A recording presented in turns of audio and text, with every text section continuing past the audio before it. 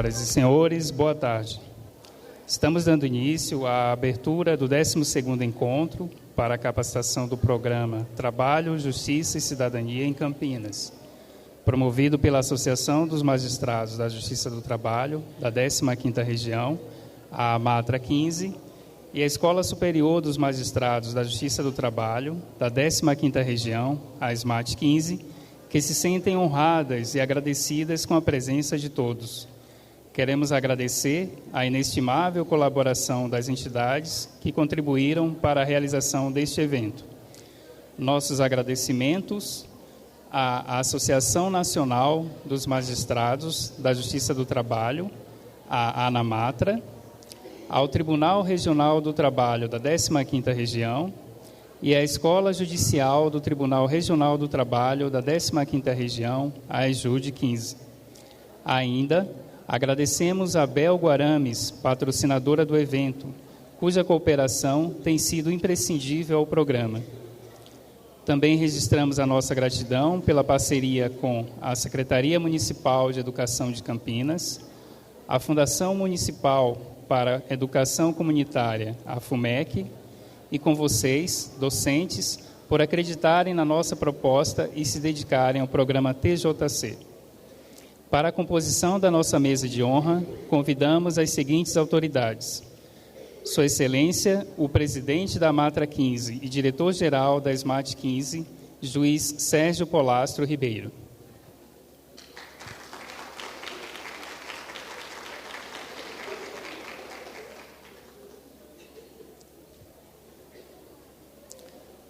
Sua Excelência, o diretor da Escola Judicial do Tribunal Regional do Trabalho, da 15ª Região, desembargador Carlos Alberto Bosco.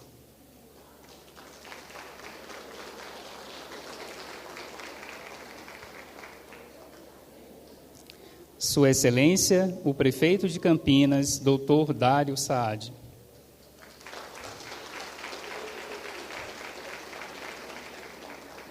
A honrosa presença do gerente dos programas de EJA da FUMEC, senhor José Batista de Carvalho Filho, neste ato também representando o secretário de Educação de Campinas, doutor José Tadeu Jorge, e o diretor executivo da FUMEC, senhor Ari James Piscinato.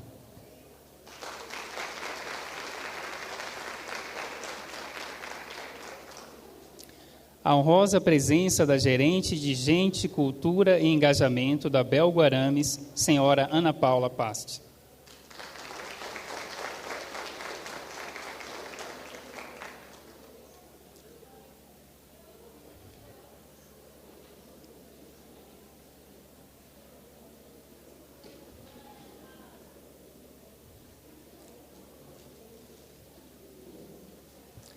Para a abertura oficial deste evento, ouviremos as palavras de Sua Excelência, o prefeito de Campinas, doutor Dário Saad. Boa tarde, senhoras e senhores, todos e a todas aqui presentes. Eu queria saudar o presidente da AMATRA 15, Sérgio Polastro Ribeiro, o desembargador Carlos Alberto Bosco. Quero saudar também a Ana Paula Paste, aqui presente, gerente de Gente, Cultura e Engajamento. Quero cumprimentar também a juíza do trabalho do TRT da 15ª, Leidiane de Paula Santos de la Roca, e o professor Batista, que representa a secretária de Educação e representa também o presidente executivo, diretor executivo da FUMEC.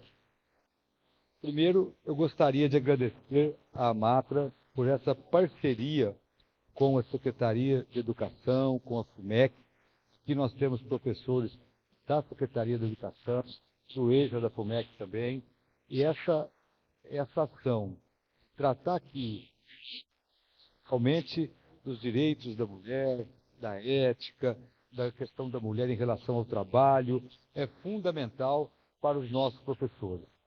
Nós temos professores muito bem qualificados na nossa rede municipal. Nós temos trabalhado muito para melhorar as condições de trabalho dos professores. Nós estamos enfrentando um desafio imenso que é a construção de 16 creches, 16 centros de educação infantil, para zerar a fila de creches que existe no município de Campinas. Essas unidades estão sendo construídas já e com previsão de finalizar ao final desse ano e início do ano que vem. Mas tão importante como ampliar a estrutura e garantir para todas as crianças de Campinas o acesso à educação infantil é também cuidar da capacitação dos nossos professores. Isso vai aqui a nossa gratidão a essa possibilidade de parceria com a Matra, de trazer conhecimentos da Justiça do Trabalho. Aqui nós temos a 15ª região em Campinas, se não me engano é a segunda maior do país, de informações, de capacitação, é fundamental. A mulher tem sido vítima, infelizmente, quer tratar? A mulher tem sido vítima, infelizmente, estatisticamente, de mais violência. Parece que a pandemia piorou a condição da violência contra a mulher. Parece que os números, infelizmente os números do feminicídio aumentaram e nós temos que ter políticas públicas que enfrentam essa situação. E trazer para os nossos professores, para as nossas professoras, conhecimento da justiça trabalhista, sobre os direitos da mulher, sobre a relação da mulher com o trabalho, é fundamental. Então, em nome da Prefeitura, eu venho aqui agradecer essa possibilidade e tenho certeza que os nossos professores, que já são de excelência, que já têm um nível excelente, que é um orgulho para a cidade de Campinas, com essas ações vão poder ter uma visão cada vez mais ampla da sociedade e agora com foco na mulher, que é fundamental. Muito obrigado e que tenha um excelente evento. Ouviremos agora as palavras de Sua Excelência, o presidente da Matra 15, diretor-geral da SMAT 15, juiz Sérgio Polastro Ribeiro. Senhoras e senhores, muito boa tarde. Sou Sérgio Polastro, diretor da nossa escola e o presidente da nossa associação. Nossa associação congrega 453 juízes do trabalho, juízes e juízas do trabalho que estão espalhados em todo o estado de São Paulo, principalmente interior, com exceção da capital e da Baixada Santista. O estado de São Paulo é o estado que conta com 2 tribunais regionais do trabalho, um em São Paulo e um aqui em Campinas, que é o TRT 15, que vocês devem conhecer, aqui na Barão de Jaguara, e nós temos ali na Princesa do Oeste um fórum trabalhista com as 12 varas do trabalho de Campinas. E nós estamos em 95% do território paulista, mais precisamente 599 cidades. Mas entre essas várias cidades nós temos hoje esse projeto sendo desenvolvido em 2 apenas, Campinas e Sumaré. E aqui eu quero já começar agradecendo a Belgo Becati ou a Belgo Arames, de Sumaré, pela parceria, por acreditar no projeto, na pessoa da Ana Paula, de toda a empresa. É uma multinacional que está na Bahia, está em Minas Gerais, está aqui no estado de São Paulo, gerando emprego com dignidade. Então nós queremos agradecer essa parceria da Belgo nesse projeto que nós queremos vai render muitos frutos, tanto em Campinas como em Sumaré. Quero agradecer também à Secretaria Municipal de Educação e à Prefeitura Municipal. A gentis palavras do prefeito Dário Saad, quero agradecer ao professor Batista, quero agradecer à FUMEC, quero agradecer à Secretaria Municipal de Educação por acreditar nesse projeto que ficou suspenso presencialmente durante a pandemia, mas agora retoma com força total aqui no município, na cidade de Campinas. Então, nosso agradecimento a todos aqueles que fazem parte da FUMEC, todos aqueles que fazem parte da Secretaria de Educação Municipal. Quero agradecer ao TRT 15 e à EJUD 15, na pessoa do desembargador Bosco, pela parceria que nós temos desenvolvidos nessas ações acadêmicas, tanto para o nosso público interno, como também para o público externo, para os advogados, para a comunidade jurídica, para estudantes. Então, vários eventos de capacitação têm sido feitos através tanto da nossa escola, como da Escola Judicial do TRT 15.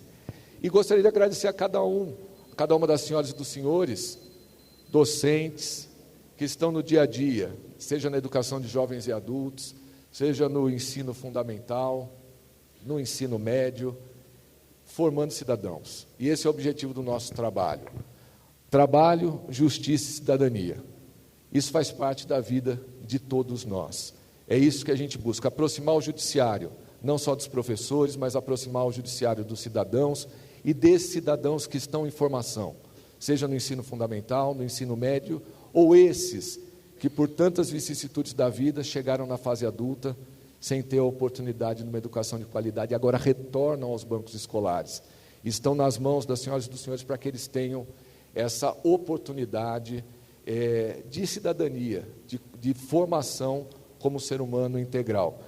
E nós temos esse desafio para todos vocês: justiça, mulheres e mundo do trabalho. Isso daí daria para a gente falar ao longo do ano todo e não esgotaria. Cada um desses temas, só de justiça, mulheres, mundo do trabalho. Como professor, como o nosso prefeito, Dário, bem disse, hoje a sociedade tem um olhar muito mais próximo e melhor para a questão da mulher. Temos aqui a nossa professora, a juíza Leidiane, que depois vai se apresentar. Ela foi escolhida não só pelo histórico, pela competência, pela capacidade, mas para desenvolver esse tema, ela foi escolhida com muito cuidado para que pudesse trazer realmente uma capacitação de qualidade para todos vocês. Falando um pouco sobre esse universo, temos várias questões que hoje vêm à tona nas empresas, a questão da igualdade de gênero nas empresas, não só a ocupação das mulheres, mas a ocupação das mulheres em cargo de gestão, não é verdade, Ana Paula?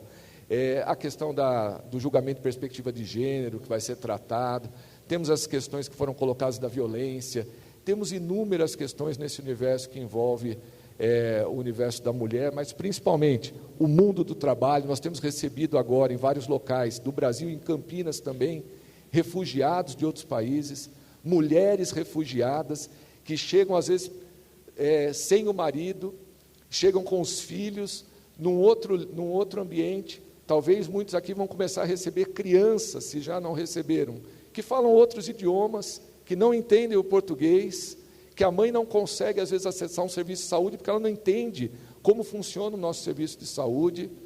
E nós estamos aqui para acolher essas mulheres, esses homens, esses estrangeiros, e falar que, apesar do Brasil ter as suas dificuldades, as suas mazelas, mas é um país que acolhe, é um país onde a menina, se ela não pode estudar no Afeganistão, ela pode estudar aqui sim, ela pode ser o que ela quiser. Essas mulheres amanhã elas podem ser uma profissional da área que elas bem entenderem, porque às vezes fugido do Afeganistão elas não podem. Então nós vamos, e tudo isso passa pelas mãos dos senhores e das senhoras. Então, parabéns pelo trabalho desenvolvido, parabéns pela vocação, parabéns pela carreira que abraçaram. Obrigado por abraçarem esse projeto. Vamos juntos esse ano, vamos levar trabalho, justiça e cidadania para essas salas de aula. E eu peço que vocês venham conosco nesse objetivo. Espero que todos tenham uma tarde de grande aprendizado e continuamos à disposição. Muito obrigado, um forte abraço a todos.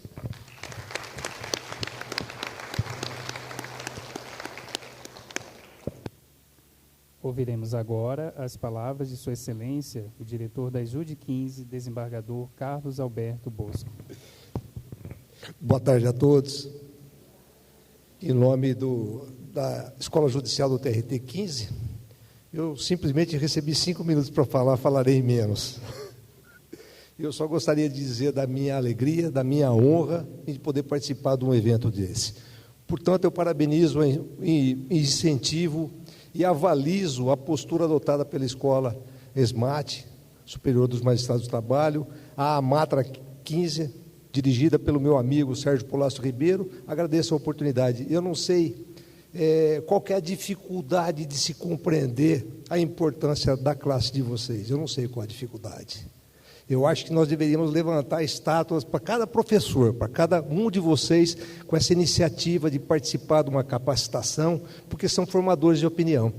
Eu estive na academia até chegar ao tribunal. Depois eu tive que parar porque não dei conta, mas eu devo dizer e devo confessar aqui a ponta de inveja que eu tenho desse contato, dessa luta, dessa perseverança, e dizer que a Escola Judicial da 15ª Região está com as portas abertas para que vocês possam comparecer, que vocês possam compartilhar experiências e acompanhar o nosso trabalho o trabalho que lá é desenvolvido é sempre voltado nessa perspectiva de disseminar conhecimento, que é o que vocês fazem, e eu particularmente sou um fã disso.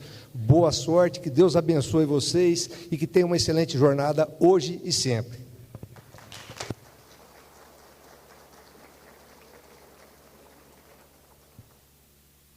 Ouviremos agora as palavras de Sua Senhoria, o gerente dos programas de EJA da FUMEC, senhor José Batista de Carvalho Filho. Bom, primeiramente, gostaria de saudar a mesa, e o seu excelentíssimo juiz Sérgio Polastro Ribeiro, que é o presidente da Matra 15, o excelentíssimo desembargador Carlos Alberto Bosco, que também é diretor da Escola Judicial, 15 também, todos são da região 15. O gerente de Gente, Cultura e Engajamento da Belgo Arames, Ana Paula Paste, seja bem-vinda ao nosso precioso encontro. E também saudar aqui a excelentíssima juíza do trabalho, do Tribunal Regional do Trabalho, a 15ª Região, Leidiane de Paula Santos Della Rocca. Muito obrigado pela oportunidade. Excelentíssimos senhores desembargadores, excelentíssimos juízes, magistrados, ilustres professores, especialistas de educação da Rede Municipal de Ensino de Campinas, da Rede FUMEC, e ilustres públicos e convidados presentes. Essa é uma oportunidade que nós temos de estarmos próximos do judiciário, mas de que forma? Recebendo as informações em primeira mão. Em primeira mão. Informações atualizadas, as informações corretas, para que as diretoras, os diretores, os professores possam levar para toda a comunidade escolar. E nesta oportunidade, eu quero aproveitar a oportunidade também como aqui eu estou representando o secretário municipal de educação, o professor José Tadeu Jorge, e o diretor executivo da FUMEC, que me coube esta difícil tarefa de representá-los pela importância do trabalho que eles têm, mas dizer assim de coração a todos vocês, a todos os presentes, em nome da Prefeitura de Campinas, em nome da Secretaria Municipal de Educação, em nome da FUMEC, eu quero registrar aqui o carinho que todos os profissionais de educação têm e o respeito que os profissionais de educação têm com relação ao trabalho da Matra 15. Essa experiência é uma experiência que vem de longos anos, não é de hoje. E da mesma forma que nós tínhamos nos últimos eventos a doutora Tereza, hoje nós temos a doutora Leidiane, então são profissionais extremamente gabaritados para trazer à Rede Municipal de Ensino de Campinas e à Rede FUMEC informações de qualidade sobre um assunto que incomoda, mas que incomoda muito, e que muitas vezes ele acaba caindo no esquecimento ou no silêncio em algumas situações, até por falta de referência.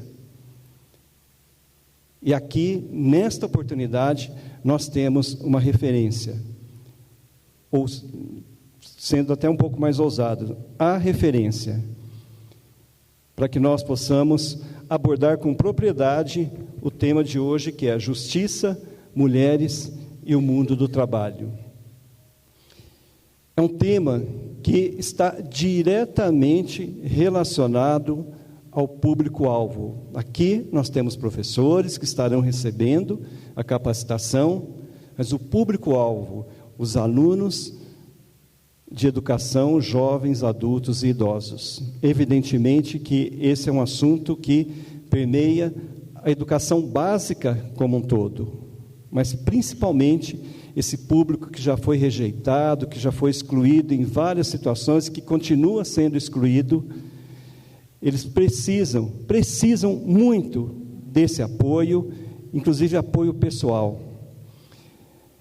Em oportunidades anteriores, a própria Matra esteve presente em sala de aula, mesmo, tendo esse diálogo. E essa é uma expectativa que a gente espera que aconteça também nos próximos anos, nas próximas oportunidades. Temos várias parcerias com a Matra, inclusive na doação de livros qualificados para as nossas bibliotecas. Para quem talvez não conheça, a FUMEC tem um projeto de geladeiroteca, né, de incentivo à leitura. A rede municipal tem vários projetos de incentivo à leitura que permeiam ao longo do ano. Então, eu falo assim com muita tranquilidade que a cidade de Campinas, que está na segunda maior região metropolitana do país, é a cidade que é a 10ª no ranking das cidades de desenvolvimento econômico, é a 10ª do país, o 10º município, e no crescimento econômico, que é o PIB, Campinas hoje produz em média de 69,5 bilhões de produção por ano. Campinas é o 9º município no ranking do PIB no Brasil. Isso com dados de 2018, que é o último dado recente que o IBGE tem dos municípios.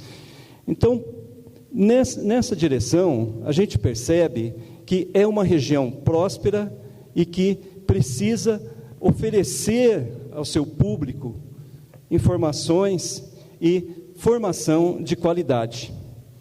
Por isso, fica aqui o nosso agradecimento especial, né, em nome da Rede Municipal e da FUMEC. E para finalizar, eu gostaria de destacar aqui os personagens que ficam no silêncio, mas que têm muito amor e que destacam e que se destacam nessa organização. Né, é um trio, né, no caso o Diomário, que é antigo contato nosso, né, Diomário? Que oferece todas as informações, as reivindicações são todas atendidas, quase todas atendidas, né? Todas não, mas a Iliana pela FUMEC, né, que é apaixonada por esse projeto, né? Quando eu cheguei na gerência de EJA, o primeiro assunto que ela veio falar foi da Matra, viu? Foi o tema a pauta número 1. E junto com a Iliana, as diretoras da FUMEC, que dão todo o apoio para a participação dos professores, para o envolvimento dos alunos em todas as oportunidades, e da rede municipal, em nome da Fabrícia, agradecer também ao núcleo base da educação e o núcleo de EJA Anos Finais, que tem feito um trabalho de excelência, que inclusive durante a pandemia, esse trabalho não parou. Nós tivemos aí uma sequência de debates envolvendo o mundo do trabalho, envolvendo a educação, como relacionar a educação com o mundo do trabalho. Tem tudo a ver. Resolve de imediato? Não. É um trabalho de longo prazo, como vem ocorrendo, e eu não tenho a menor dúvida, nós não temos a menor dúvida, e não falo em meu nome, mas falo em nome de toda a comunidade escolar, né, da rede municipal de Campinas, da rede FUMEC, de que é um valor agregado que tem trazido e continuará trazendo benefícios no nosso rol de conhecimento e de promoção, principalmente na luta pela dignidade da pessoa humana. Hoje nós estamos tratando de mulheres e o mundo do trabalho, mas homens, todo ser humano está diretamente envolvido com o mundo do trabalho, porque de uma forma ou de outra todos dão a sua contribuição para o desenvolvimento econômico do nosso país e da nossa cidade. Então, é um desafio? É um desafio, mas é um desafio gostoso. Por quê? Porque envolve gente, envolve pessoas, envolve promoção da dignidade humana. Muito obrigado.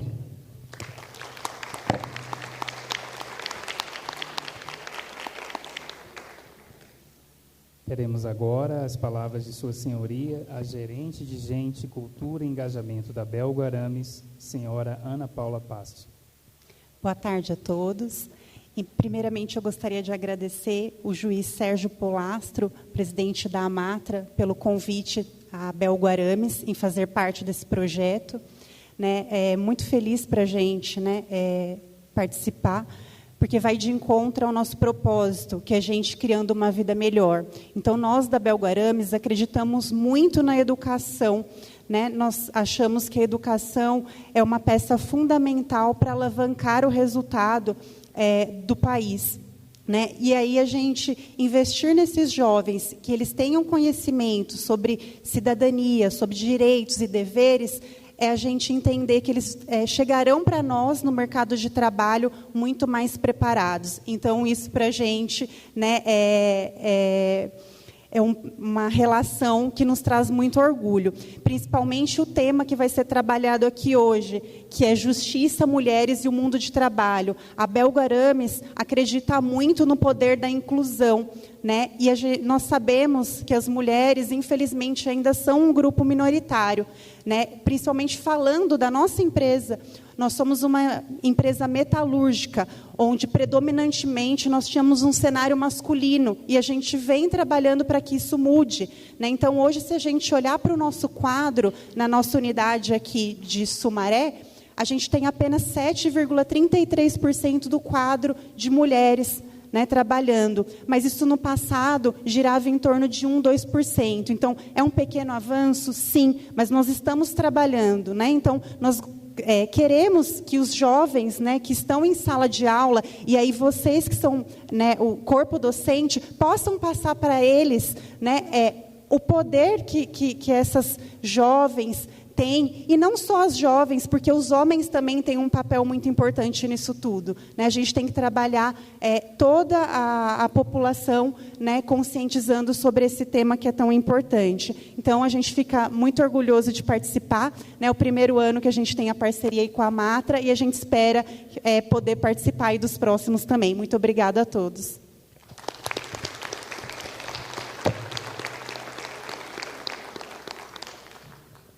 Agradecemos mais uma vez as presenças das autoridades que nos prestigiaram.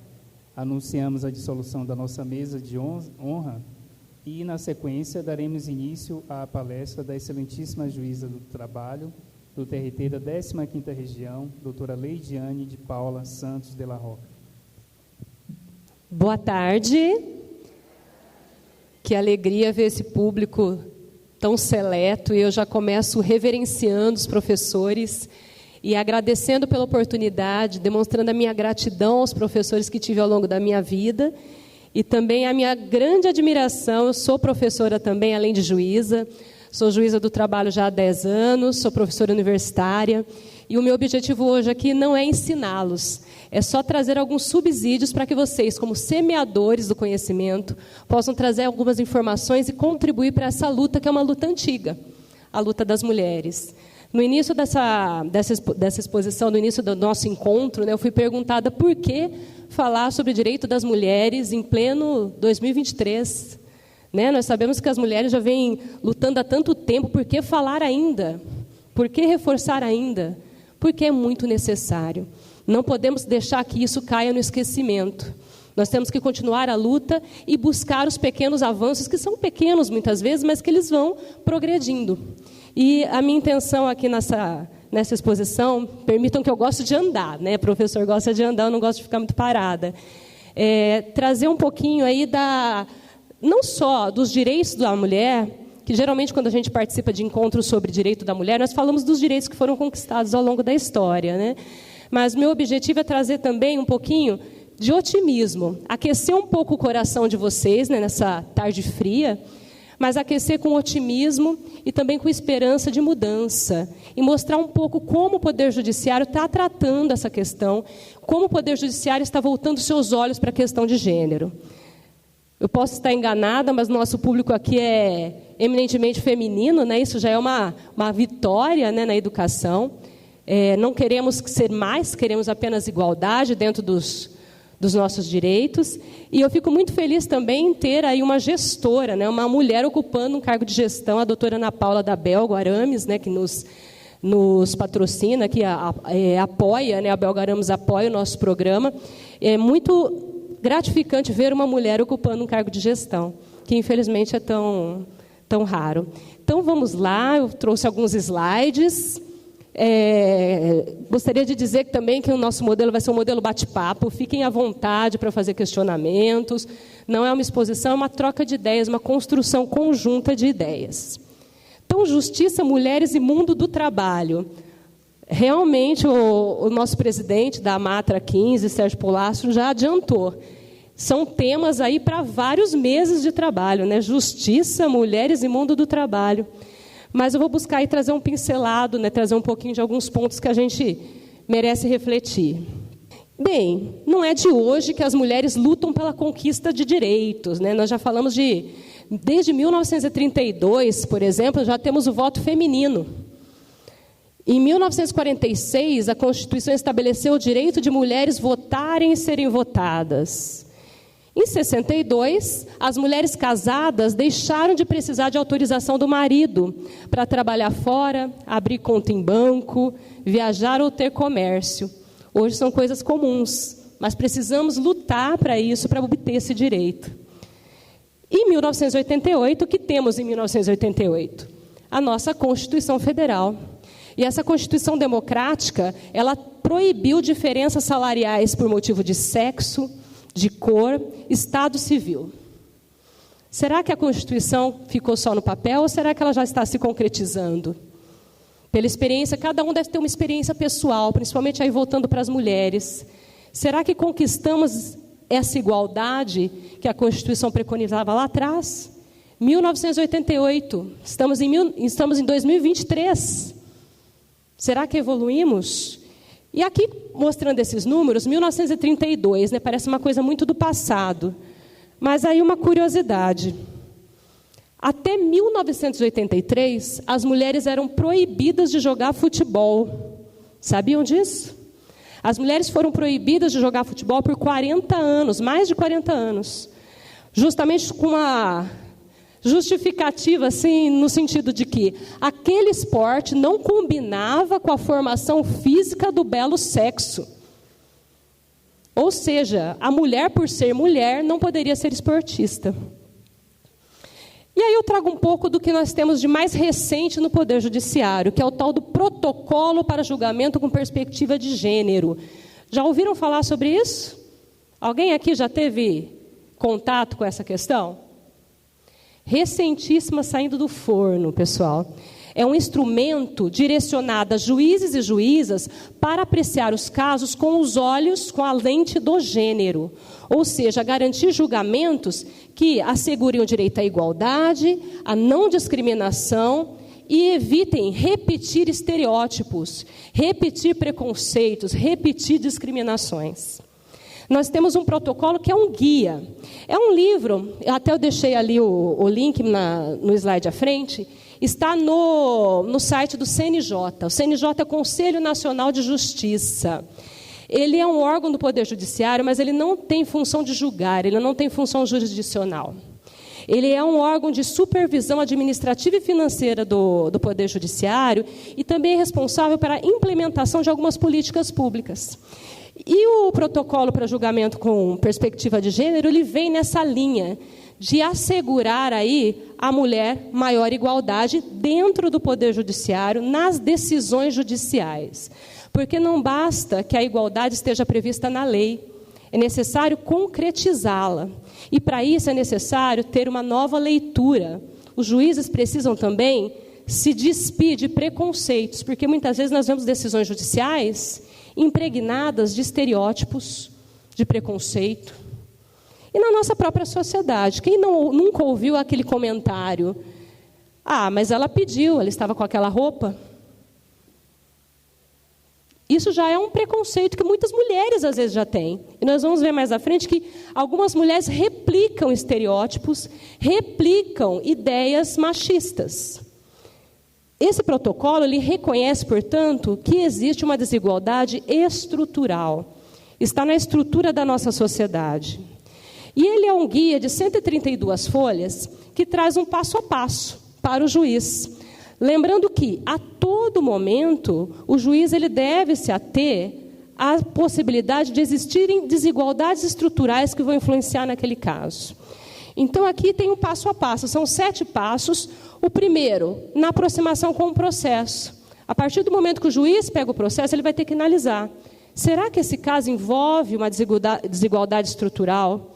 Envolve uma questão de gênero relevante que merece um olhar de gênero diferenciado? E aí a aproximação dos sujeitos, medidas de proteção, instrução processual. O que é instrução? Produção de provas. Aquela vítima de violência doméstica ou uma vítima de estupro, ela tem que ter o mesmo tratamento no momento de uma audiência do que aquela que foi furtada ou não tem nenhuma uma relação com uma questão de gênero. Muitas vezes você coloca a vítima de frente com o seu assediador. E quem nunca foi desacreditada? Nós temos também as figuras das mulheres que são desacreditadas por serem mulher. Isso é uma realidade. E o protocolo ele busca trazer esse olhar. E até, se vocês tiverem curiosidade depois de olhar o protocolo com detalhes, eu recomendo muito isso, porque esse protocolo parece algo muito abstrato, mas é algo que é de obrigação, de cumprimento, de observância pelo Poder Judiciário. Já vamos ver mais à frente. E ele traz perguntas. Cada passo desse tem uma sequência de perguntas que o magistrado, a magistrada, deve se fazer antes de julgar um caso, antes de apreciar, no momento que tem o primeiro contato com a parte, no momento de ouvir as testemunhas, no momento de proferir a sua decisão. E isso vai fazer toda a diferença, como nós vamos ver mais no final, que eu trouxe algumas decisões recentes aí com a perspectiva de gênero. Esse protocolo está alinhado com os Objetivos de Desenvolvimento Sustentável da ONU. A ONU ela fixou 17 Objetivos de Desenvolvimento Sustentável, que é a tal da Agenda 2030, ou Agenda 2030. Nesse período, até 2030, temos algumas metas a cumprir, né? É o objetivo, a agenda. E dentro dessa agenda se fala igualdade de gênero e também uma construção de uma sociedade mais pacífica e inclusiva. Então, o protocolo está alinhado com tudo isso. São objetivos globais. Então, todos os países eles devem observar e buscar concretizar esses objetivos. O protocolo de julgamento de perspectiva de gênero ele foi criado em 2021 por um grupo de trabalho formado por integrantes de todo o Poder Judiciário, vários ramos. E esse documento, em 2022, ele foi divulgado e passou-se a recomendar a sua utilização. Naquela época era apenas uma recomendação, mas agora, a partir do dia 17 de março de 2023, passou a ser obrigatório. Então, todos os juízes, qualquer que seja a sua área, seja trabalhista, seja justiça penal, seja justiça civil, seja justiça federal, enfim, qualquer área tem que observar o protocolo no momento dos seus julgamentos. Aí pode parecer, então, sempre vai ser favorável para a mulher? É essa a intenção? Não, a intenção é que haja um olhar diferenciado para questões que merecem um olhar diferenciado. E eu vou já passar para o próximo, porque esse protocolo ele é interessante até para os professores, porque ele traz uma exposição também de conceitos. E ele começa distinguindo sexo de gênero. Sexo é uma coisa, gênero é outra. A gente está falando de igualdade de gênero. E por que não igualdade de sexo? Porque, tecnicamente, são expressões distintas. Quando nós falamos sexo, estamos falando das características biológicas, que se referem a hormônios, cromossomos, órgãos sexuais. Então, está ligado à biologia. Em termos sexuais, só temos homem e mulher. Contudo, o gênero diferente de sexo, são as características socialmente atribuídas, é uma construção cultural. Então, são os papéis, as expectativas de comportamento dentro de uma sociedade. Está ligado, portanto, à cultura. E eu até coloquei 2 desenhos ali, por exemplo, o menino. Se associa que o menino vai gostar de bola, vai gostar de esportes, vai gostar de carrinho, vai gostar da cor azul, né? Aquela polêmica, mulheres vestem rosa ou vestem azul, né? Tudo mais.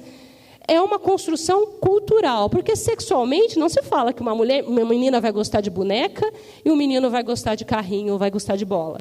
Isso é uma construção cultural, um padrão de comportamento criado pela cultura. E dentro disso, nós temos a questão da identidade de gênero. E eu achei essa imagem muito interessante, que é um biscoitinho, e ele justamente mostra aí o que seria a afetividade, a orientação, o sexo e a expressão. Ele, de uma maneira didática, coloca que a identidade de gênero, que é como a pessoa se reconhece, ou seja, em que padrão ela se enquadra. Se ela se enquadra no padrão menina ou se ela se enquadra no padrão menino. Isso independe do sexo. Identidade de gênero é como a pessoa se enxerga.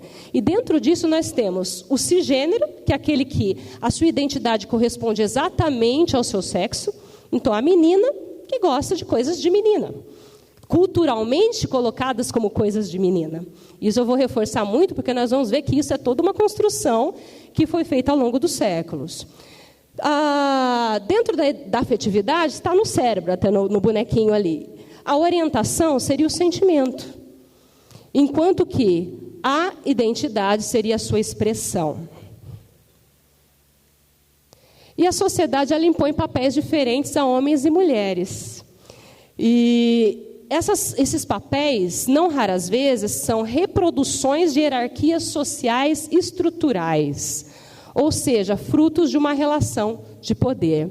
É que nós ouvimos muito falar de patriarcado, né? Está bastante na moda falar do patriarcado como uma dominação masculina. Mas eu quero utilizar a palavra patriarcado, assim como se fala no protocolo, como extensão diferenciada. Patriarcado não é somente dominação masculina, envolve vários fatores. A dominação não é somente o homem sobre a mulher, envolve questão de raça, questão de classe. Então, quando falamos de patriarcado, afastando qualquer visão feminista extrema, né, nós estamos falando de qualquer forma de dominação de hierarquia social estrutural.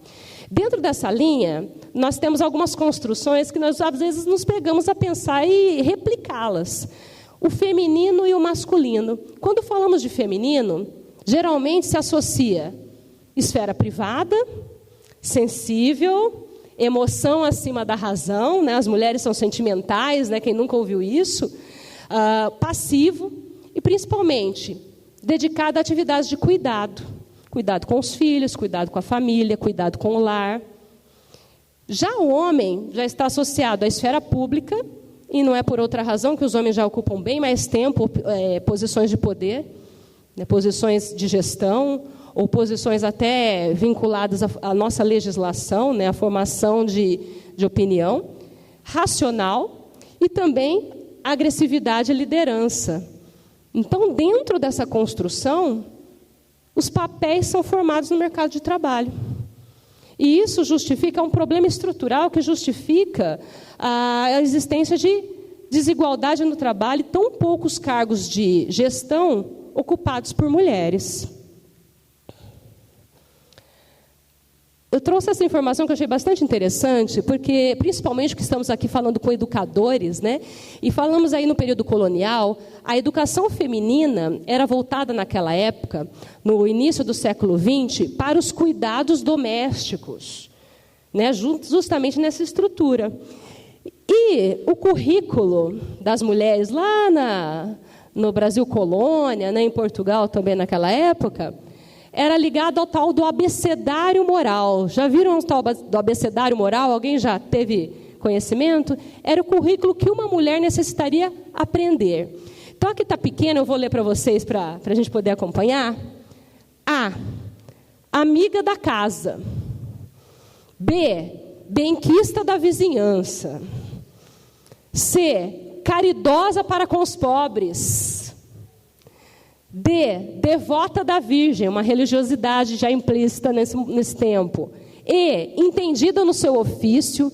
F, firme na fé. G, guardadeira de sua fazenda. H, humilde. Essa é boa. I, inimiga do mexerico. J, aliás, jeitosa, habilidosa. L, leal. M, mansa. N, nobre. O, de ordeira. P, de prudente. Q, de quieta. R, de regrada. S, de sesuda. T, de trabalhadeira. U, unida à família e útil ao marido. Né? E V, virtuosa. X, chã, que significa simples. E Z, zelosa da honra. Esse era o currículo que se preconizava para as mulheres naquela época. Olha só como essa construção de papéis ela é tão antiga, né? E foi se consolidando ao longo do tempo. E é uma frase muito comum, que é possível encontrar em alguns livros de história sobre essa questão, é de que a mulher que sabe muito é mulher atrapalhada. Para ser mãe de família, saiba pouco ou saiba nada. Falar isso para educadoras, né, é um absurdo, né?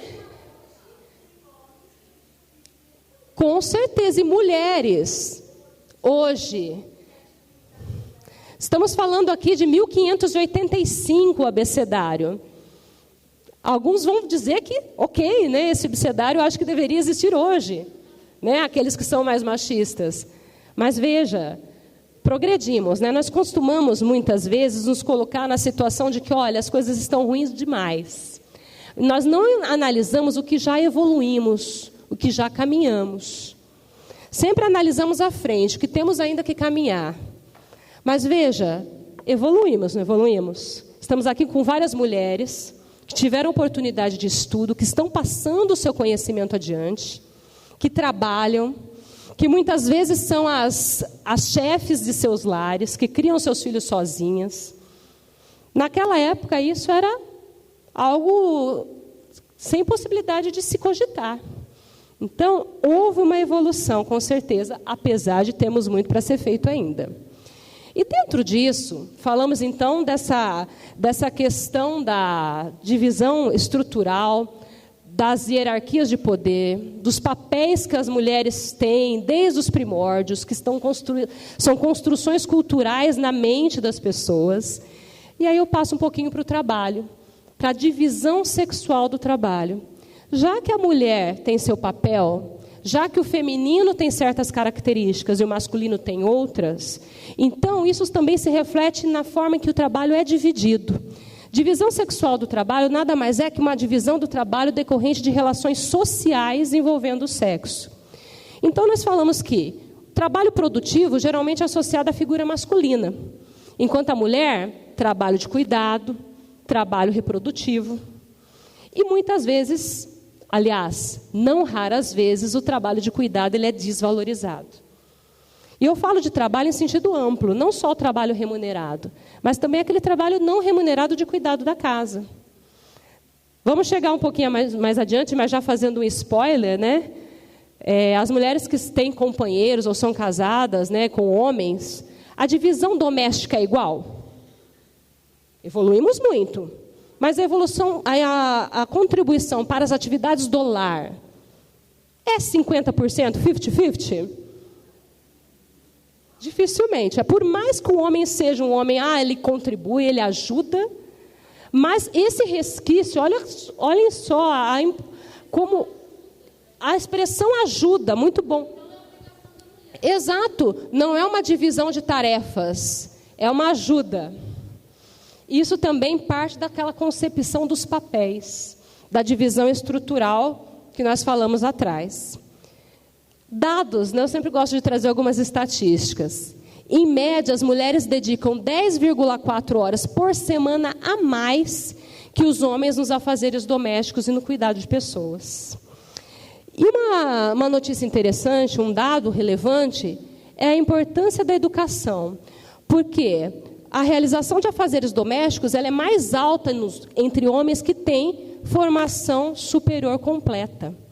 Isso é um indício de que quanto maior a formação do homem, maior tende a ser a sua contribuição com as atividades domésticas, a divisão tende a ser menos desequilibrada. É claro que isso não é uma regra, né? Nós sabemos que não podemos generalizar, mas é uma tendência que já é demonstrada pelas pesquisas, essa fonte é o IBGE.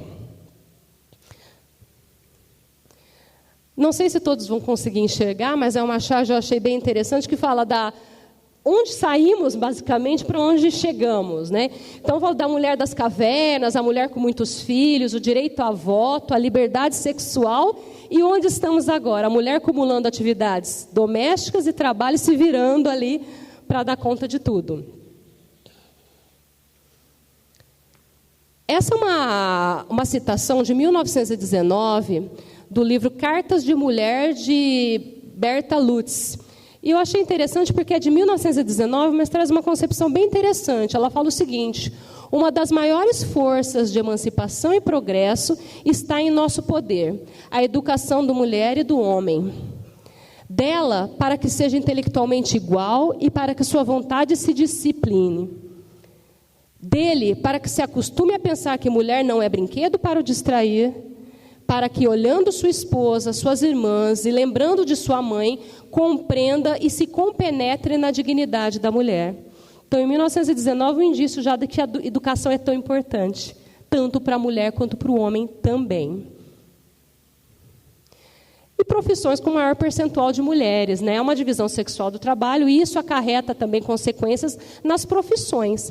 E a profissão com maior número de mulheres é pedagogo.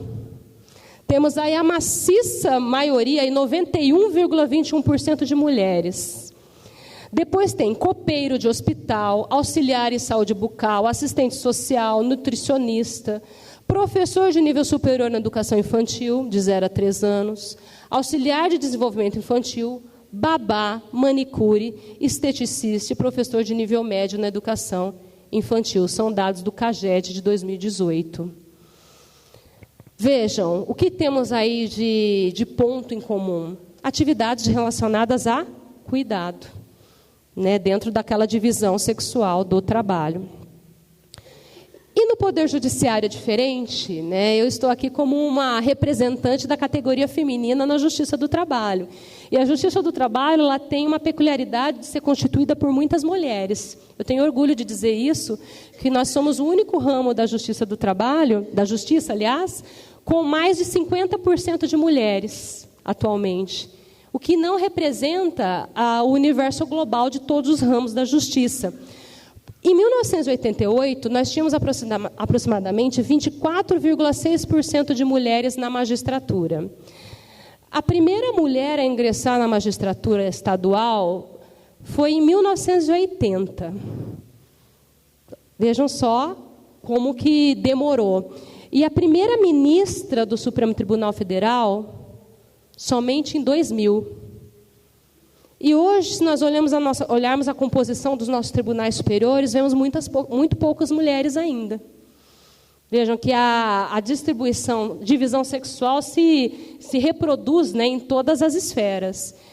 As magistradas, em 2018, alcançavam 38,8% da totalidade.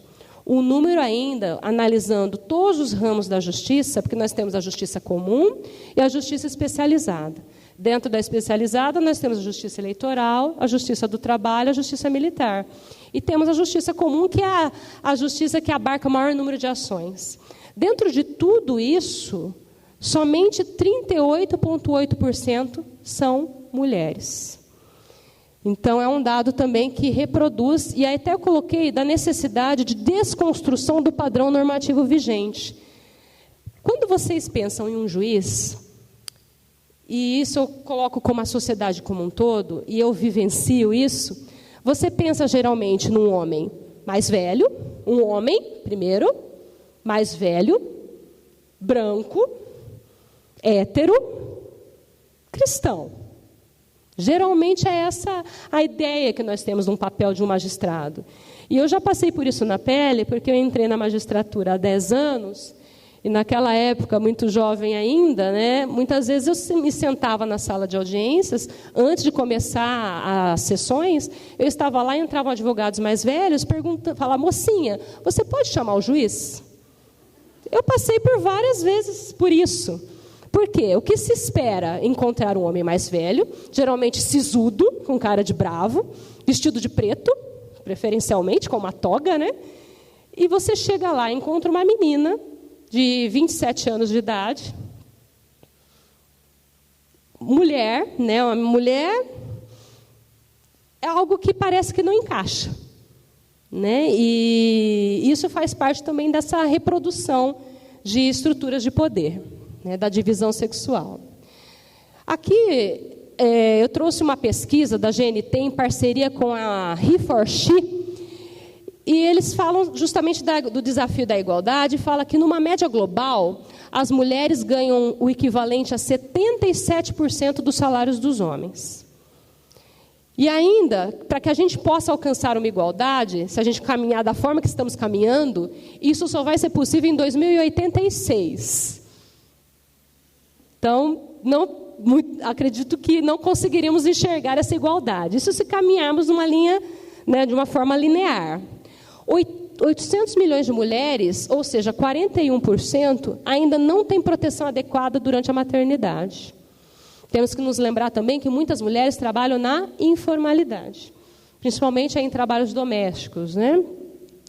E hoje em dia, 77% dos homens que estão em idade de trabalhar participam da força de trabalho, enquanto para as mulheres essa taxa cai para 50%. A média global nos parlamentos de mulheres é 22%. Isso interfere na construção das nossas leis? Certamente. E mudando um pouquinho a ótica, falei que o percentual de mulheres ainda é menos da metade, né? 38% na magistratura. Isso impacta nas decisões judiciais?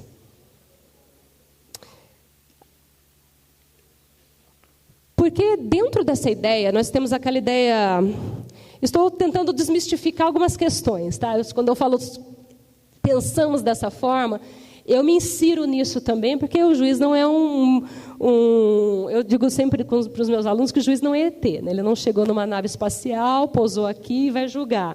Não, todo juiz tem a sua história de vida. E quando a gente pensa em juiz, geralmente a gente pensa na palavra imparcialidade. Um juiz tem que ser imparcial, é uma garantia de um processo justo, um juiz que seja imparcial. Mas imparcialidade é o mesmo que neutralidade? E aí? Será que é a mesma coisa? Eu preciso de um juiz neutro ou de um juiz imparcial? Quando a gente fala de neutralidade, a gente está presumindo ali que é um juiz esponja, né? Uma esponja vazia. Ele não tem as suas concepções ideológicas, ele não tem as suas concepções políticas, as suas concepções religiosas. Ela é uma pessoa que caiu ali e vai julgar. Isso é possível? Não. Todos nós temos as nossas crenças. E essas crenças, elas dependem da forma que somos criados, do contexto que estamos inseridos, da formação que temos, do nosso círculo de amigos, nosso círculo familiar. Tudo isso interfere, nosso ambiente interfere diretamente nisso. Então, quando a gente fala de julgamento sob perspectiva de gênero, não é dizer que o juiz tem que ser parcial. Porque o juiz, ou neutro, porque neutro o juiz nunca será. O que ele deve ser é imparcial, e imparcialidade não significa não me atenho à questão feminina, não me importo com a questão de gênero. É o contrário. Eu estou atento a isso, mas eu não vou pender para nenhum dos lados. Eu vou buscar julgar ali de uma forma equânime, analisando os fatos com o olhar que eles merecem. E se aquele fato exige uma leitura, um olhar de gênero, eu vou olhar porque ali pode ter uma questão diferente a ser analisada. Justamente porque nós vimos que no parlamento a participação é muito baixa. Parlamento, diríamos aí o nosso Congresso Nacional. A construção da nossa legislação é feita majoritariamente por homens. E a interpretação é feita majoritariamente por homens. E não é uma crítica aos homens, longe disso. Mas é implícito na nossa cultura que um homem tende a ter um olhar diferente da mulher, justamente por essas construções sociais que se replicam dentro das famílias. Olha, isso não é coisa de menino, isso não é coisa de menina. Então, a questão do gênero, ela merece atenção diferenciada por conta disso, para que possamos contornar um pouco essas deficiências, tanto na composição das cortes, quanto na composição dos parlamentos. E nós temos dentro disso estereótipos de gênero, né, dentro dessa nossa ideia de papéis. O que são estereótipos? São um conjunto de ideias socialmente atribuídas.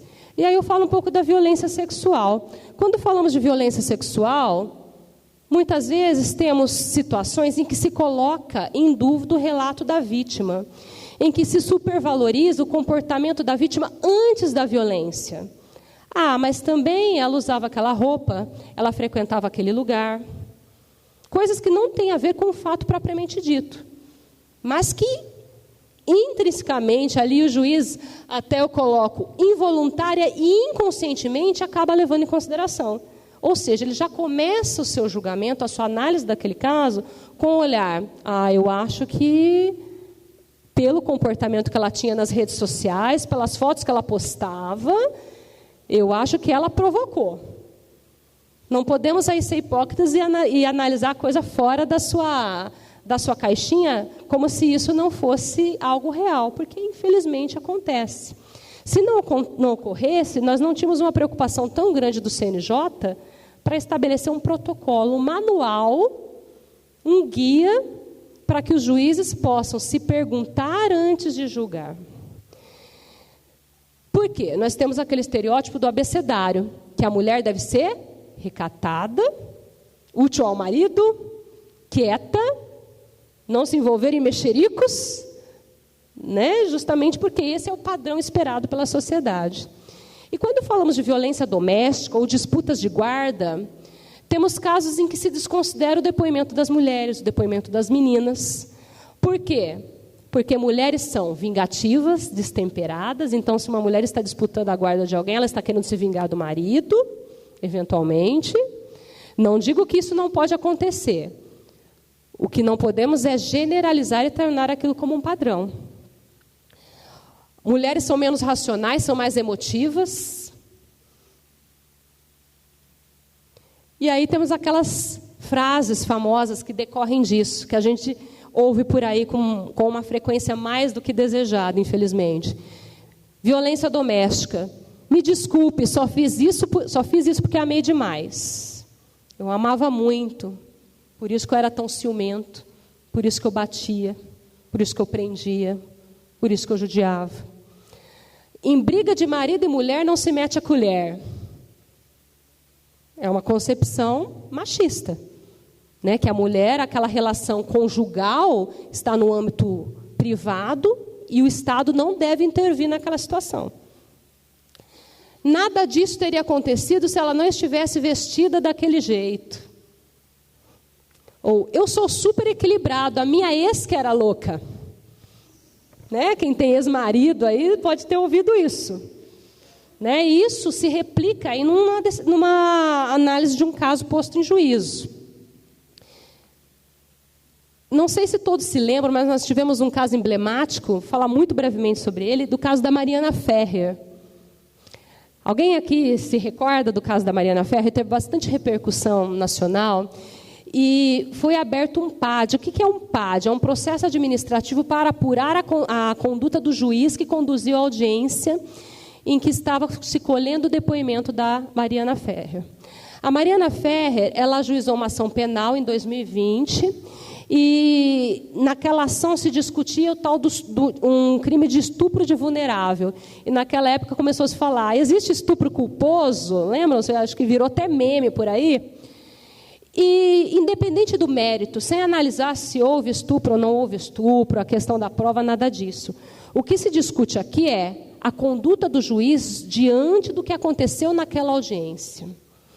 Por quê? O advogado, ao questionar, ao indagar a vítima naquele momento, usou expressões como: graças a Deus eu não tenho uma filha do teu nível. Graças a Deus. E também peço a Deus que meu filho não encontre uma mulher que nem você. Isso no meio do depoimento, está gravado, vocês podem encontrar aí pelo YouTube da vida. Ele ainda disse, eu só te trouxe 2 trechos, tem muito mais do que isso. Vive disso por quê? Porque ela era uma influenciadora digital. Vive disso, esse é o seu ganha-pão, né, Mariana? É seu ganha-pão a desgraça dos outros, manipular essa história de virgem. Porque no meio do depoimento ela alegou que ela era virgem e ele exibiu algumas fotos dizendo como uma garota virgem posta fotos nessas posições. Fotos mais sensuais, uma com a mão na boca, outra com uma roupa mais curta.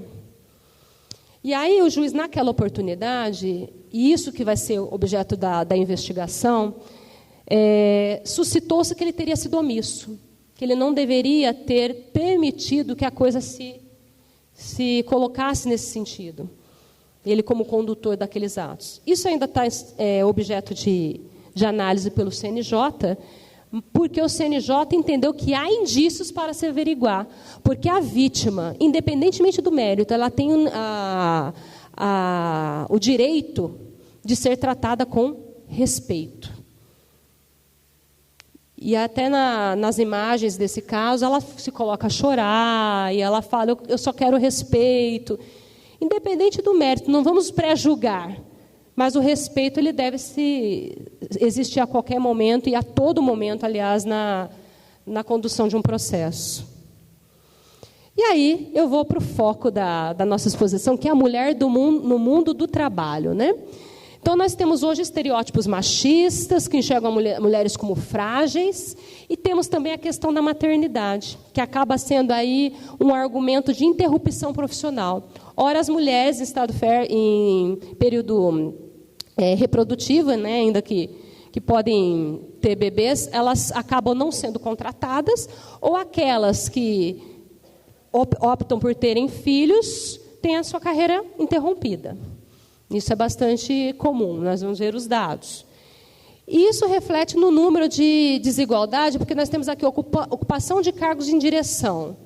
Mulheres, até aqui nessa tabela, essa tabela foi extraída lá daquele livrinho do protocolo que eu comentei com vocês, de 132 folhas.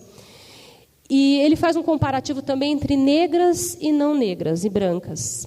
Justamente porque, além do aspecto de gênero, nós temos o aspecto também de raça. Se falamos em mulheres negras ocupantes de cargos de direção, nós temos 1,9%. Enquanto homens negros, 2,4%. Mulheres não negras, 5,3%. Enquanto homens na mesma condição, não negros, 6,6%. E isso repercute também no rendimento médio. Se falarmos de uma mulher negra, um rendimento médio de R$ 1.573, enquanto um homem negro, R$ 1.950. E o mesmo também aí para não negros. Aí a própria pesquisa ela coloca trabalho desprotegido. O que é trabalho desprotegido? Trabalho sem os devidos cuidados, sem os EPIs necessários. E isso também repercute. As mulheres também se submetem a condições de risco, muitas vezes mais do que os homens. Aqui também uma outra planilha que fala das desigualdades salariais, né? As mulheres têm um salário médio mensal, segundo os dados aqui da Pesquisa Nacional de Amostra de Domicílios Contínua, 2019 e 2020, de R$ 2.191, enquanto os homens, R$ 2.694. Isso é uma média. Com o ensino superior, o valor sobe. Mas vejam a diferença. Falamos de mulheres com ensino superior, 3.910, enquanto homens, 6.363, isso ocupando os mesmos cargos. Isso se repercute também nos valores do salário hora. E dentro dessa questão do mercado de trabalho, nós não podemos nos esquecer da famosa discriminação que as mulheres sofrem. Não é só uma desigualdade salarial, mas é uma discriminação tanto na pré-contratação, durante o contrato e pós-contrato. Quando falamos de pré-contratação, eu queria destacar um fenômeno novo chamado discriminação algorítmica. Já ouviram falar dos algoritmos? Algoritmos, aliás? Os algoritmos são os dados que são coletados na internet para selecionar as nossas preferências. E há uma tendência agora de seleção, processos seletivos automatizados. Mas a preocupação é, quais serão os algoritmos que serão utilizados para essa seleção? Será que uma empresa não vai utilizar algoritmos para excluir mulheres mais jovens que estão em período reprodutivo, em idade reprodutiva, aliás? Já há alguns apontamentos no sentido de empresas que estão fazendo isso.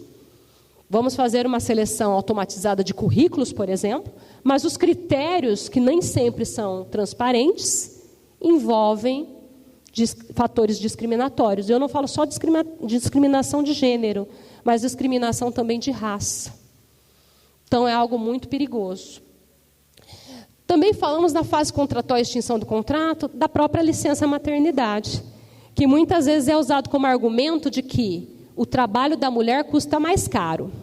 Eu não vou contratar uma mulher porque ela pode engravidar, ela vai ficar afastada, eu vou ter que pagar o período dela afastado, o auxílio maternidade, vai ficar mais caro. Vou contratar um homem.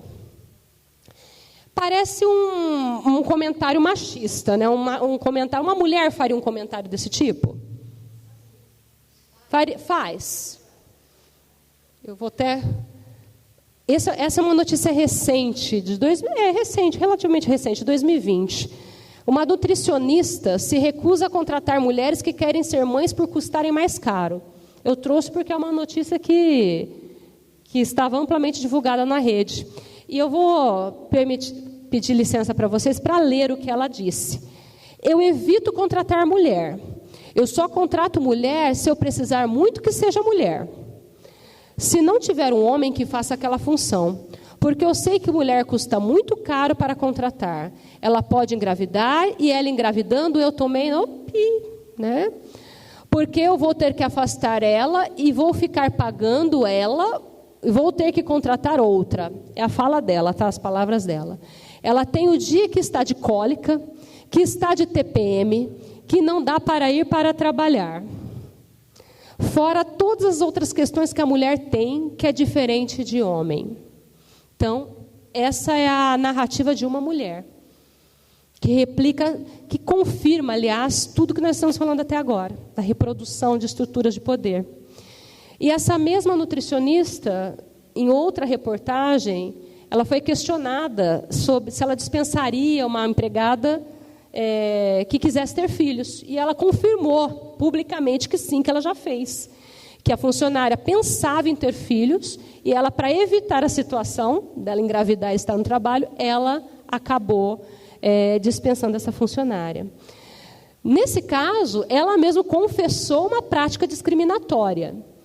E a Justiça do Trabalho, nessas situações comprovadas, tem condições de arbitrar a indenização, porque dispensa discriminatória não é permitida pelo nosso ordenamento, seja por qualquer fator, especialmente o fator de gênero. Mas temos as situações veladas, que nem sempre são expressas. Nesse caso, ela acabou com um tiro no pé, né? Ela mesma assumiu. Mas, geralmente, a alegação é, ela não está tão produtiva assim, ela está distraída, a situação da empresa não está tão boa, né? O motivo ele vem velado. E voltando um pouco aqui nos slides, falar um pouquinho sobre violência e assédio no ambiente de trabalho. Por quê? Nós temos o silenciamento das mulheres dentro da organização, porque o ambiente de trabalho, muitas vezes, ele é hostil. E aí eu vou trazer para vocês 3 práticas que são colocadas no protocolo, que provavelmente as mulheres aqui se identificarão com alguma delas.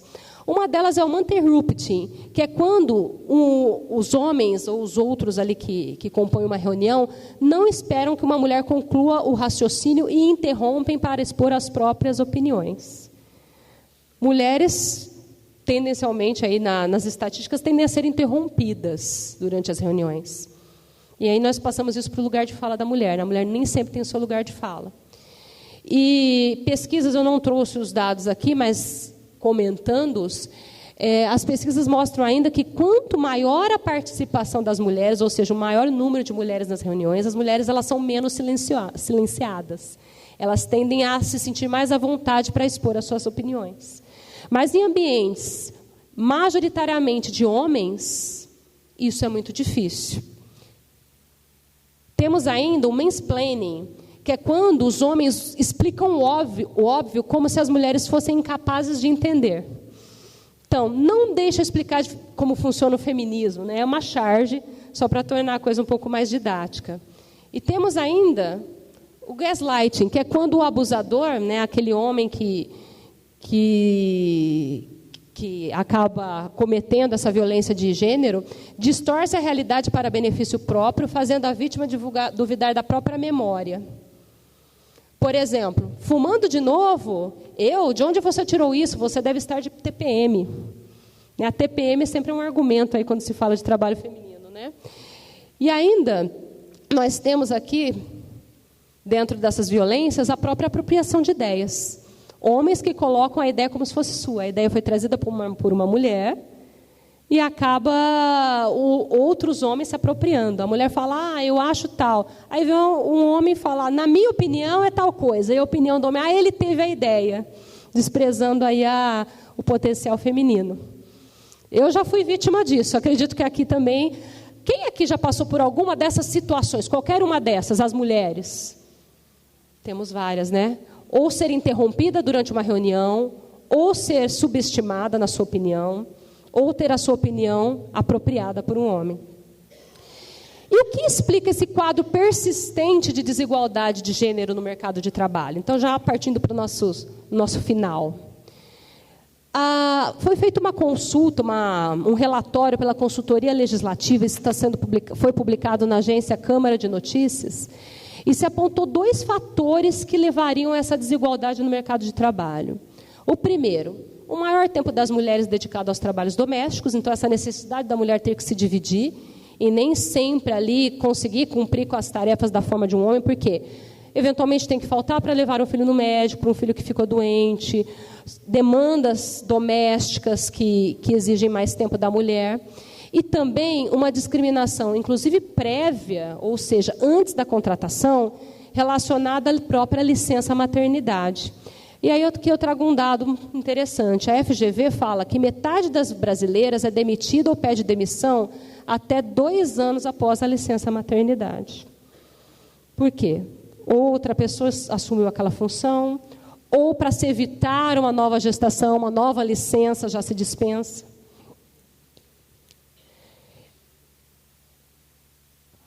Muito bem, falamos dos problemas. Mas será que há uma solução? Há propostas para isso? Porque também só reclamar não vai mudar a situação. Nós precisamos também pensar como podemos agir. E aqui eu trouxe uma sugestão até trazida nesse relatório da consultoria do Legislativo, que é apoiar a licença paternidade e apoiar a tal da licença parental. O que seria a licença parental? Licença parental é uma licença, parenterhood, que vem de parentalidade, é o estado de ser pai e mãe. Ou seja, dividir as tarefas, e não só aquela conotação de ajuda. Então, cada país, alguns países já adotam, vamos ver mais à frente, cada país trata da questão de uma forma. Mas, em linhas gerais, a mulher tem X dias de licença parental e o homem tem X dias de licença parental também. Então, isso igualaria homens e mulheres. Alguns países dividem o período. Olha, tem tantos meses. O casal, de comum acordo, vai se dividir quem vai usufruir. Então, isso aí são só questões para reflexão, tá, pessoal? Não estou dizendo que isso é o caminho. Mas isso poderia trazer um maior equilíbrio, porque o risco financeiro seria dividido. Mas no Brasil, será que temos isso? Temos um projeto de lei. Um projeto de lei em tramitação, é o projeto de lei 1974 de 2021, que prevê a licença parental de 180 dias. Então, aumenta-se o prazo da licença maternidade, que são 120 dias como padrão, passa-se a ser 180 dias. Como isso vai ser distribuído vai depender de uma regulamentação e como esse projeto vai ser aprovado, se for aprovado. Ele está em tramitação. Mas seria uma alternativa. Ele substituiria a licença maternidade e a licença paternidade. Isso funciona? Aqui eu trouxe um dado de 2017 que fala do ranking de igualdade de gênero. Então, os países com maior igualdade no mundo são Islândia, Noruega, Finlândia, Ruanda e Suécia. Então, eu estou falando aí só dos 5 primeiros. Desses 5 primeiros, 4 deles já têm previsão de licença parental. Inclusive a Islândia, que é a primeira ali em igualdade, é claro que a população islandesa é muito menor do que a nossa. Mas lá, os islandeses têm direito a 39 semanas de licença parental. São 13 semanas separadas, ou seja, 13 para a mãe, 13 para o pai. E as 13 separadas, né, dentro dessas 13 para a mãe, 13 para o pai, e 13 que seriam divididas, seriam rateadas entre eles, de comum acordo entre os pais. É uma alternativa, não sei se nesses critérios, mas tem sido apontado porque a licença maternidade, o fato da mulher ter que se ausentar, a licença maternidade é arcada pelo empregador, ainda que ele possa deduzir do INSS a ser recolhido depois, mas são questões que fazem com que a ideia de contratar uma mulher seja mais cara do que de um homem. São alternativas.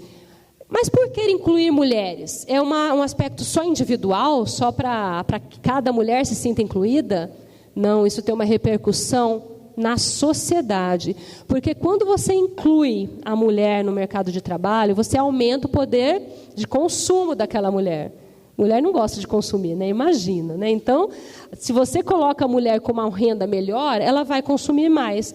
E isso vai impactar no PIB. E segundo um relatório da Organização Internacional do Trabalho, a OIT, injetaria 5,76 trilhões de dólares à economia mundial. Então, tem um interesse social e econômico. Não é só uma questão individual. E algumas aplicações práticas.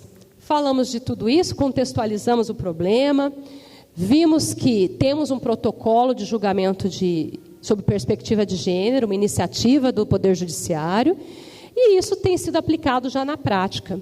Eu trouxe aqui algumas decisões, vou falar muito brevemente para a gente encerrar, mas uma delas, uma loja de equipamentos de academia, foi condenada por assédio sexual. E essa decisão expressamente fez referência ao protocolo que comentamos há pouco. Nesse julgado, o juiz disse que o julgamento foi imposto a partir da perspectiva de gênero, que impõe refletir sobre a culpabilização da vítima, sobre as razões do silenciamento e da denúncia tardia. Nessa mesma linha, recentemente, vocês devem ter ouvido falar sobre a aposentadoria compulsória de um juiz do trabalho, que foi acusado de assédio. Ele foi aposentado compulsoriamente pelo CNJ. Sem entrar na polêmica da aposentadoria compulsória, que é o que nós temos hoje na nossa legislação, apesar das críticas, como uma penalidade mais grave, é um resquício ainda do passado, da lei orgânica, em que se expurgar um juiz da sociedade, ali, da magistratura, era pior do que a morte, naquela época, né? Sem entrar nessa questão das críticas, foi o primeiro julgamento do CNJ sob perspectiva de gênero.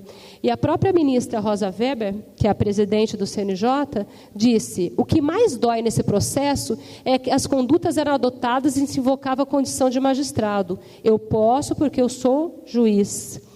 Esse processo é paradigmático, enquanto reflete uma sociedade estruturalmente machista que inviabiliza as mulheres. O julgado está à disposição na página do YouTube do CNJ, mas uma das questões que se colocou foi: a defesa tentava fragilizar o depoimento da vítima. Dizer que a vítima demorou muito para se manifestar, que a vítima também contribuiu para aquilo, que ela também queria, que ela não foi tão incisiva ao negar as vítimas, aliás, que temos um grande número de vítimas nesse caso. E na apreciação do caso, os magistrados, eles colocaram a questão de que o silenciamento se deve pelo cargo ocupado, pela situação. Houve um silenciamento da própria instituição. Ela era servidora, uma das moças que foi vítima era servidora do tribunal. Então, sabemos também ali um juiz assediando um servidor, a dificuldade de se denunciar isso. E eu passo até da questão da magistratura, isso para outras organizações, altos empregados, chefes, diretores, que eventualmente assediam funcionários, a dificuldade de denúncia e silenciamento é muito grande. Por isso também tem que se levar em consideração. Não se necessita, portanto, de provas robustas. Os indícios devem ser levados em consideração, o contexto. Porque dificilmente um assédio, seja moral, sexual, ele vai se dar de forma explícita. Muitas vezes ele é escondido. E nesse caso, por exemplo, ele se dava ali com portas fechadas, em salas fechadas, em conversas privadas. Outro caso, uma juíza usa a perspectiva de gênero e reverte justa causa de grávida demitida durante a pandemia. Nesse caso, era uma gestante que ela foi dispensada e, com medo de se expor e expor o bebê à doença, ela comunicou aos empregadores que ela queria teletrabalho. E o empregador se recusou e dispensou por justa causa, porque ela se recusava a voltar no período da pandemia. Não temos uma legislação específica tratando disso naquela época, não tínhamos, aliás. Mas a interpretação foi que, em se tratando de empregada gestante no ápice da pandemia, a empresa deveria ter oferecido alguma alternativa, como a realização de teletrabalho ou mesmo a suspensão do contrato, que depois a lei acabou positivando essa possibilidade, né? Decisões também que garantem redução de horário para mães de crianças autistas.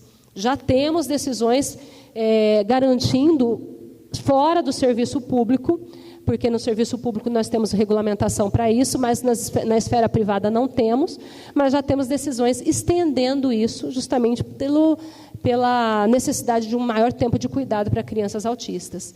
E, finalmente, a Defensoria do Paraná garantiu que uma mulher em situação de violência prestasse depoimento sem a presença do réu, justamente com esse olhar, com essa lente de gênero. Uma vítima perante o réu, perante seu assediador, ela vai ficar constrangida, coagida, e isso vai refletir no seu depoimento certamente.